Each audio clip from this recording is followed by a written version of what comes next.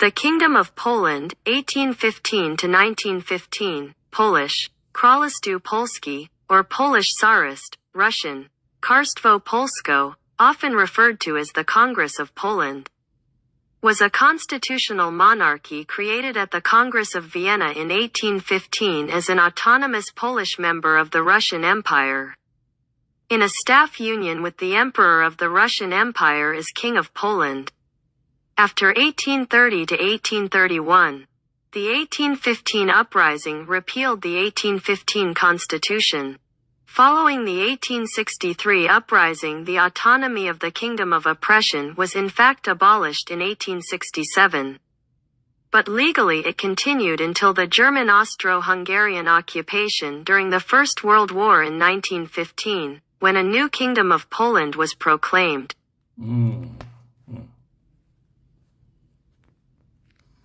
Sorry, I looked this up because I'd seen this image in the was it the Dewey Bible. When I like to listen to the Bible on audio at work, and as I was listening to it, one of the images they had here was this image of these phoenixes here. So I wanted to see where that came from. I thought it was interesting. And let's see what else it has to say. Referring to the establishment of the state in the Congress of Vienna, it is often referred to as the Congress of Poland. In the documents of the Russian Empire, it is called the Polish Tsarist. After 1867, it was called the Polish Tsarist Province or the Piawisla Province in official Russian documents. During the Russification, by the order of Alexander II of March 5, 1870, the name of the Polish Tsarist province was to be officially used. After 1887, the names Piawisla County Province, Piawisla Province and Piawisla County were the most commonly used.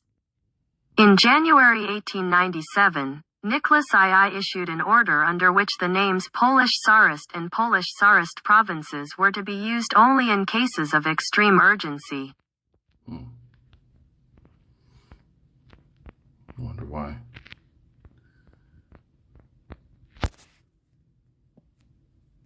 Let's see here.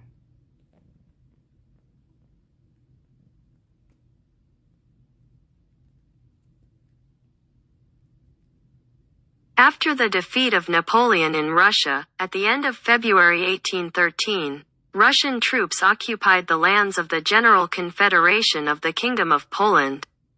They established a Russian administration under Governor-General Lansky and the armed forces under Barclay de Tolly.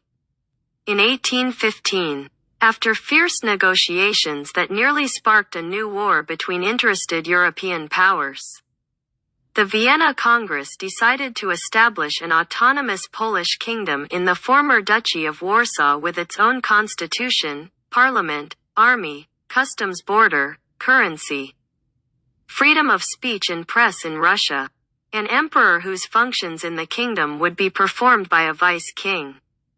The fourth partition took place on Polish territory when Krakow became the property of the Austrian Empire and Poznan of the Kingdom of Prussia.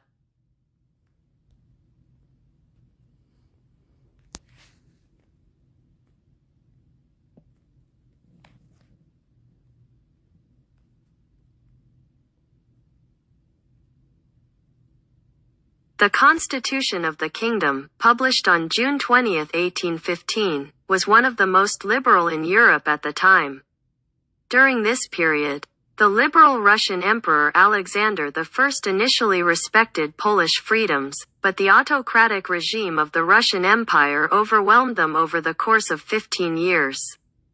In 1819, freedom of the press was terminated and censorship was introduced. In 1820, the activities of the Masons were banned. From 1825, the same sitting was no longer held in public and the leader of the opposition was arrested. Illegal opposition organizations began to operate.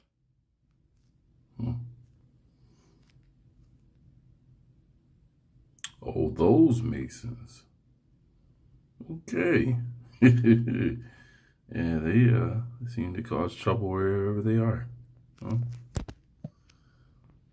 Masons were banned. Now that's something interesting to look into. Why were they banned in Poland? Let's see. Oh, there's much.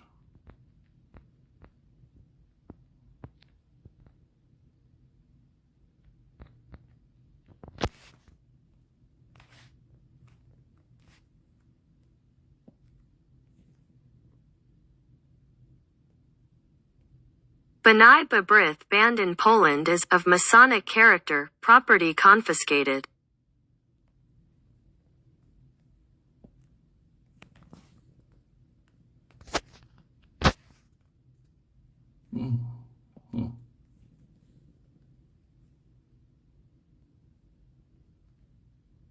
Offices of the American Organized International Order B'nai B'rith in Warsaw were sealed by the police today, and the Jewish Fraternal Order was ordered dissolved throughout Poland on the ground that it was of a Masonic character.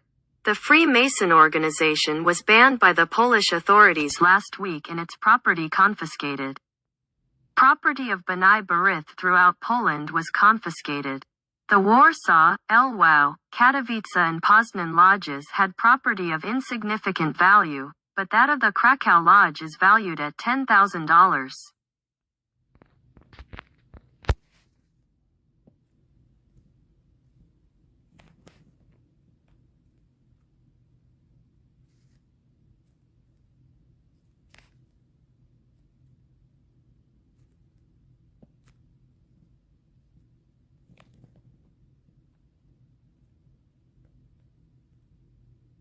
A Day Without Jews was enforced at Warsaw University by anti-Semitic students who barred the university's entrances to Jews. Education Vice Minister Professor Alexandrovich left for Lwów to investigate the slaying of Karol Zellmeyer, Jewish student at the School of Pharmacy. Zellmeyer was stabbed to death Friday during an attack by an unidentified band on the campus of Lwów University.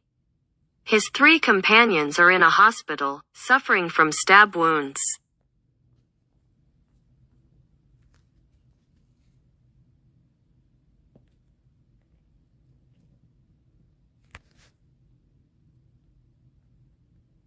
The archive of the Jewish Telegraphic Agency includes articles published from 1923 to 2008. Archive stories reflect the journalistic standards and practices of the time they were published.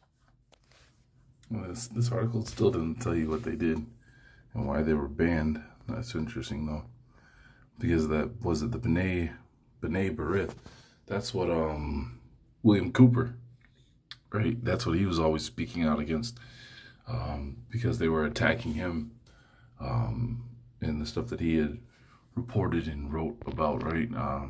And how, I don't want to misquote him, but I mean, he points out how here in North America, the B'nai B'rith, while acting as a British fraternity, it had Masonic and a white supremacy attitude about itself.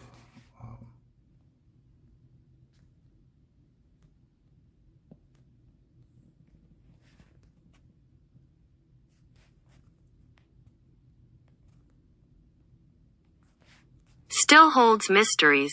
Archive amassed by Nazis sheds light on Masonic history initially tolerated by the Nazis. Freemasons became the subject of regime conspiracy theories in the 1930s. Seen as liberal intellectuals whose secretive circles could become centers of opposition.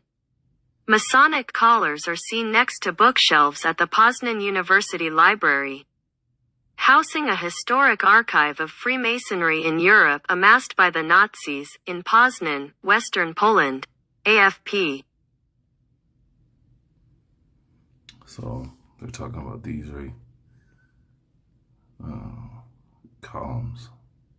Plus you have the checkered floor, right? Oh, let's see.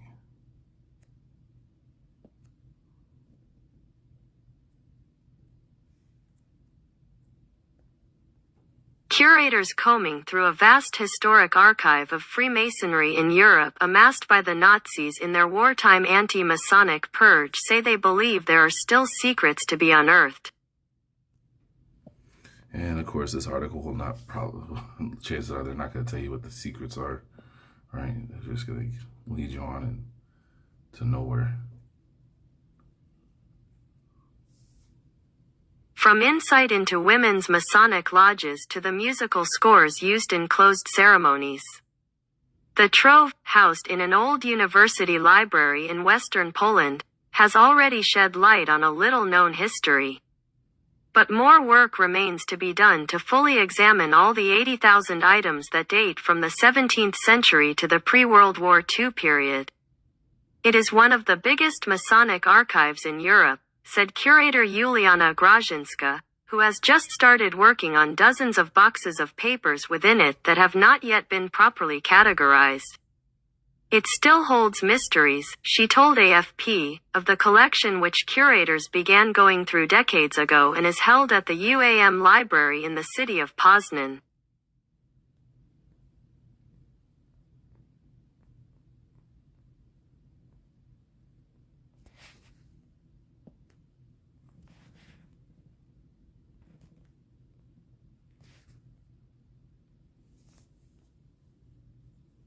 Initially tolerated by the Nazis, Freemasons became the subject of regime conspiracy theories in the 1930s, seen as liberal intellectuals whose secretive circles could become centers of opposition.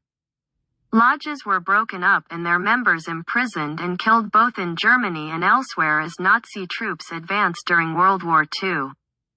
The collection was put together under the orders of top Nazi henchmen and SS chief Heinrich Himmler and is composed of many smaller archives from European Masonic lodges that were seized by the Nazis. It is seen by researchers as a precious repository of the history of the day-to-day activities of lodges.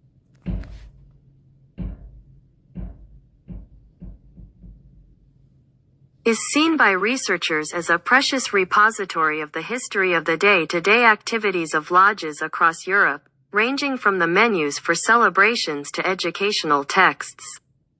Mine of information, fine prints, copies of speeches and membership lists of Masonic lodges in Germany and beyond feature in the archive.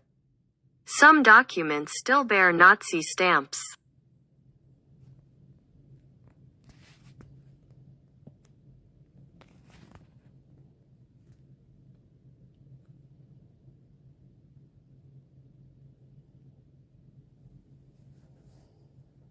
The Nazis hated the Freemasons, Andrei Karpovich, who managed the collection for 3 decades, told AFP. Nazi ideology, he said, was inherently anti-Masonic because of its anti-intellectual, anti-elite tendencies. The library put some select items on show, including the first edition of the earliest Masonic constitution written in 1723. 6 years after the first lodge was created in England. It's one of our proudest possessions, Grażynska said. The oldest documents in the collection are prints from the 17th century relating to the Rosicrucians, an esoteric spiritual movement seen as a precursor to the Freemasons whose symbol was a crucifix, with a rose at its center.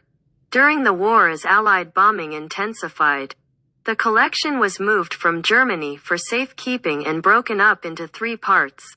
2 were taken to what is now Poland and 1 to the Czech Republic. And didn't the man that found the Rosicrucians, isn't he the guy? Yeah, he's the guy that they named that African country after. It's been switched the name to what is it called now? Zimbabwe, I think it is. I'll find it because there was a guy that who was the founder of the Rosicrucians, the big contributor to the Rhodes Scholars. Basically, they were picking the brightest and the smartest of college students and university students, right, and giving them the scholarships to travel on their behalf and meet other members and leaders and learn. Just a private network. To further their agenda and create leaders that will further their agenda throughout the years. We had an African country named after him.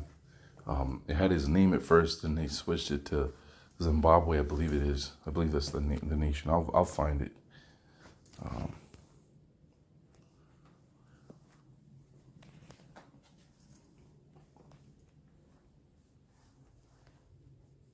The section left in the town of Sława Śląska in Poland was seized by Polish authorities in 1945, while the others were taken by the Red Army. In 1959, the Polish Masonic collection was formally established as an archive and curators began studying it. At that time, Freemasonry was banned in the country under communism. The collection is open to researchers and other visitors, who have included representatives of German Masonic lodges wanting to recover their pre-war history. It is a mine of information in which you can dig at will, said Karpovich.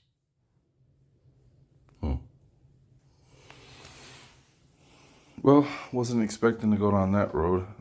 Just wanted to see what that symbol was, or what they claimed it was used for. So that was interesting, though. You know, that it led to a squabble between Nazis and Masons. I mean, I don't know much about it, so in my mind, I have questions because I find it hard to believe, you know. Plus, the whole thing started with Poland kicking them out. So basically, Russia kicking out the Masons, right? Because Poland at that time was controlled by Alexander V, right? So